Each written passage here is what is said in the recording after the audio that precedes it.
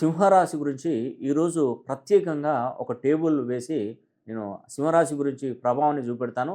అదేవిధంగా ఏలినాటి శని, అర్ధాష్టమ శని, అష్టమ శని నడిచే భాగంలో సింహరాశి వారికి అష్టమ శని అనేది కూడా మొదలు కాబోతుంది.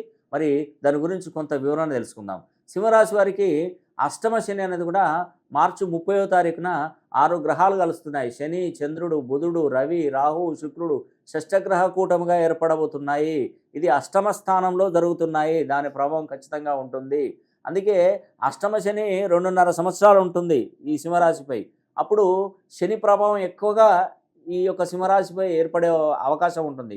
ఉద్యోగాలలో నష్టాలు, వ్యాపారంలో నష్టాలు, ఆర్థికాభివృద్ధి లేకపోవడం, డిస్టర్బెన్స్. అందుకే ఒక్కసారి శని హోమం జరిపించుకోండి. శని కుంభరాశిలో ఉన్నప్పుడు మాత్రమే శని హోమం.